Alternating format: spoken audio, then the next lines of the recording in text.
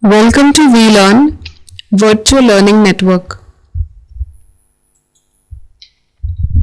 This is session number 30th of Society and Religion, and the chapter is Social Significance Pilgrimages. Topics to be covered are: what are pilgrimages? Socio-historical background of pilgrimages, especially in India. The social significance of pilgrimages. What are pilgrimages? All major religions of the world have laid great emphasis on the sacredness of certain localities and have either enjoined or recommended with great insistence pilgrimages to them. These places are famous for miracles and the inspiration for religious life of the faithful or the revivification of faith. A religious believer in any culture may feel the call of such a place which may lie at a distance and resolve to journey there. Definition of pilgrimage and pilgrim. The object of pilgrimage is to obtain some benefit, material, symbolic, moral or spiritual, which the sanctity of the chosen spot is believed to confer. A pilgrimage may be undertaken because such a journey is considered meritorious. The idea of the acquisition of divine favor, either directly or through a saint, is generally associated with such a journey. The benefits expected and out of the labor or travail involved in the journey or expedition to the destination of pilgrimage may range from the satisfaction of mundane interests to the higher spiritual attainment. Two significant features which do recur in pilgrimages are sacred places and the act of traveling or journeying itself. Pilgrimages are sacred journeys extraordinary. Definition of pilgrimage. Pilgrimages are not mindless movements or migrations either. They are voluntary and individual, unlike the mindless collective migrations familiar in ancient and medieval times. Each is a personal act following a personal decision and resulting in a wide range of significant personal experience. Pilgrimage is thus a journey in quest of some ultimate value or some spiritual experience. So pilgrimages are not mindless movements, rather they are taken by the individuals by their own will, and it is a personal act, and they go in quest of some ultimate value or to experience some spirituality, and also for experiencing in a way that spirituality and also the ultimate value of that. Individualistic aspect of pilgrimage. Hindu pilgrimage, more specifically, Kashi pilgrimage, was essentially a personal quest for salvation both in space and in time. All rituals are aimed at earning the merits which are not collectively shared. The merit of a pilgrimage is earned individually, and moksha, the ultimate aim of pilgrimage, is salvation of the individual soul. The pilgrim goes to the holy place in pursuit of some personally desired end. Buddhist pilgrims' ritual of circumambulation of the sacred shrines of the relics of Buddha is symbolic of a journey representing personal spiritual ascent. The second category of motives consists of earning religious merit. It's hard to define such motives. Sacredness of pilgrimage. The sacred is a category of things and actions set apart as holy and entitled to reverence. Such a category is often held to represent symbolically the key values of a society. The sacred is often understood in contrast with the profane. Dichotomy of the sacred and the profane in absolutist terms has been subjected to wide-ranging empirical and conceptual criticism. Auspiciousness in pilgrimage. Auspiciousness is an important element in pilgrimage. Auspiciousness or inauspiciousness is distinct from purity or impurity. The former refers primarily to events and ultimately to life itself as an event structure. Purity and impurity is basically an attribute of objects. A Tirth Sthan or place of pilgrimage of the Hindus located on the bank of a river or body of water is regarded as holy, and a pilgrimage to it is considered auspicious. The holiness of the place and the auspiciousness of the visit are greatly enhanced if two or more rivers merge there. Pilgrims attach great importance to objects or persons supposed to bring about Subha or auspiciousness, even if such objects or persons may suffer from impurity. The pilgrims to the temple of Jagannath Puri are told that viewing the circumambulating of Devdasis is auspicious. Socio-historical background of pilgrimages. Pilgrimage traditions vary from one culture to another. The typology is based mainly on the experiences of the West in Christianity, though its universal validity is claimed. Turner's typology of pilgrimages in history. Victor and Edith Turner have attempted a typology of pilgrimages depending mainly on European history and history of Christian pilgrimages. Archaic pilgrimage, prototypical, high period and modern pilgrimages. Pilgrimages in India, continuity and change. India is well known for the antiquity and continuity of her situation of her institution of pilgrimage. All sections of its population attach importance of the institutions.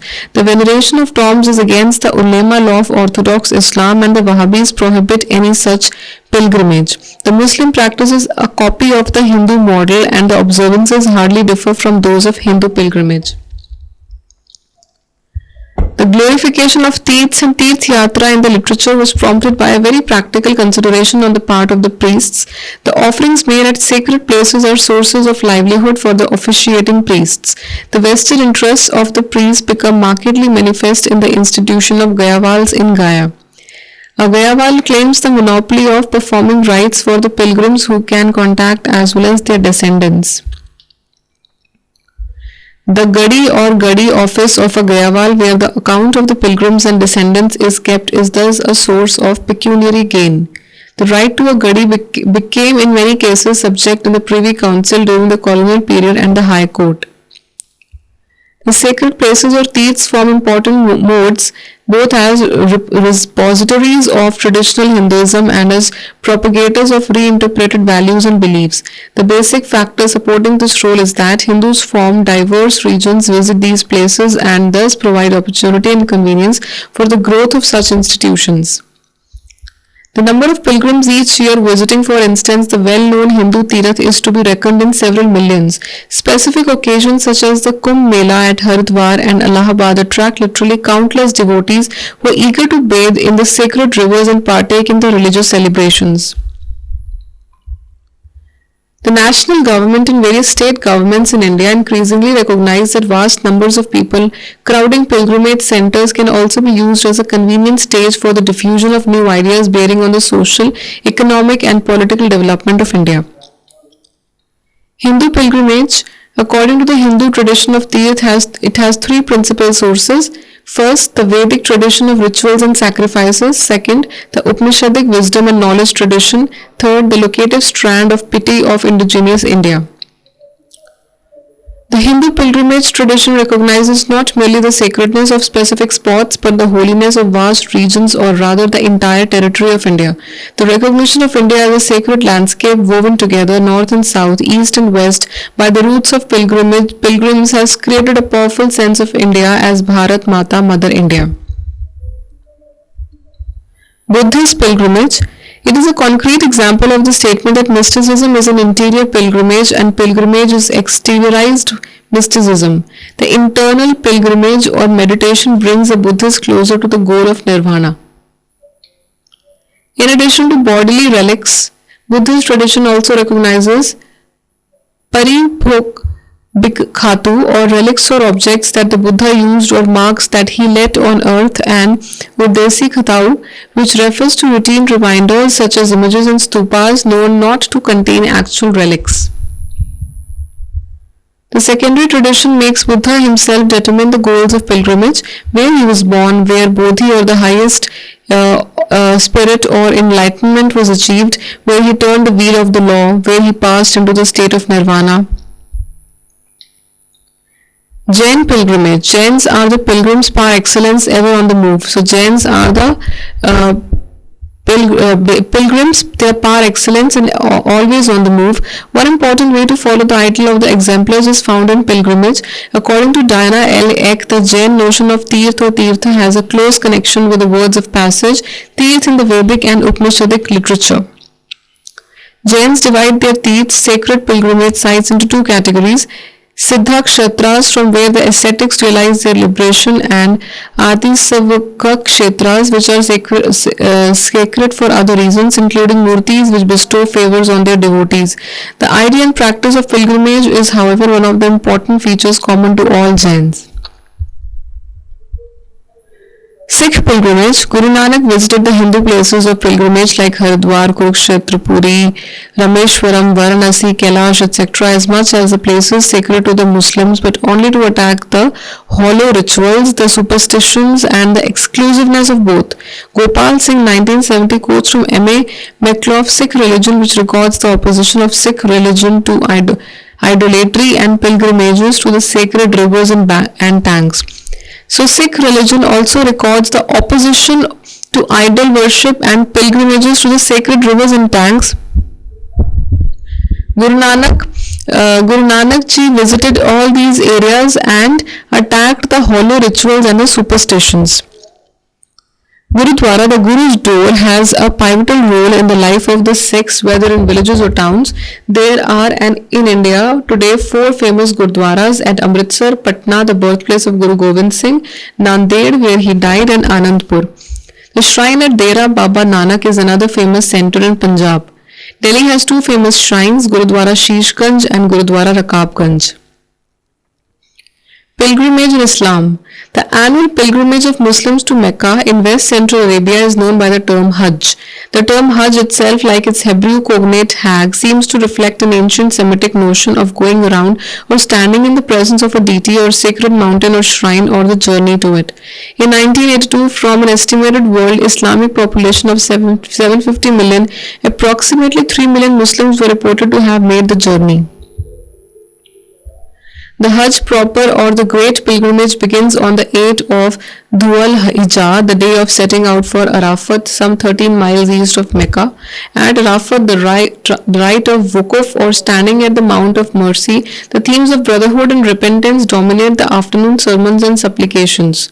During the overnight or shorter halt at Muzdalifah, pilgrims gather small stones for ritual lapidations or the ceremonial stoning of devil at Mina the next day. Christian pilgrimage. Pilgrimages played a very important role in the religious life of the Christian Church, particularly in the Middle Ages, and it's still in vogue among the Christians in different places like Palestine. Pilgrimage, or making one's way to holy places, regarded by devout Christians as an ascetic practice that lets the Christian find salvation through the difficulties and dangers of temporary exile. Pilgrimages to Christian shrines in India have 2 noteworthy features. The most popular shrines attract pilgrims round the year, not only from among the Christians but also from among Indians of other faiths as well. Secondly, norms associated with most of these Christian pilgrimages reflect a significant impact of Hinduism on them. The pilgrimage by Christianity in early 50s to Kedarnath and Gangotri as an instance of indigenation of Christianity in India and an attempt to understand Christianity with the use of Hindu idioms and vice versa. Turner's thesis. Victor W. Turner begins his thesis on pilgrimages as social processes with the idea that pilgrimage has the classic 3-stage form of a rite or passage: separation, the liminal stage, and re-aggregation, the homecoming. Pilgrimages seem to be regarded by self-conscious pilgrims both as occasions on which communitas is experienced and journey towards a sacred source of communitas, which is also seen as a source of healing and renewal. Pilgrimages seem to be regarded by self-conscious pilgrims both as occasions on which communities is experienced and journey towards a sacred source of communitas is also seen as a source of healing and renewal. Pilgrimage and socio-cultural integration. The contribution of pilgrimages to social and cultural integration of people is observed at 3 levels. First, pilgrimage promotes national or regional integration cutting across group boundaries. Pilgrimage has a great impact on the group of participants and themselves in maintaining and strengthening the values and ideals held by the group. Pilgrimage serves in many cases to reinforce the existing patterns of social relations within the area from which the pilgrimage draws pilgrims. Pilgrimage and education. Pilgrimage has been one of the important sources of education, information, and cultural awareness for the pilgrims. The Hindu pilgrimage affords, for instance, an opportunity to countless people living in distant villages to know India as a whole and also her varying manners, lifestyles, and customs. So, Hindu pilgrimage also affords and gives an opportunity to countless people living in distant villages to know India as a whole and her customs and traditions. Karp noted that three characteristics of education were present in the pilgrimage: the preservation of traditional knowledge, its cultivation, its transmission to the next generation. Pilgrimage and arts. Dance and music, architecture, sculpture and painting receive ample encouragement and transmission through pilgrimage.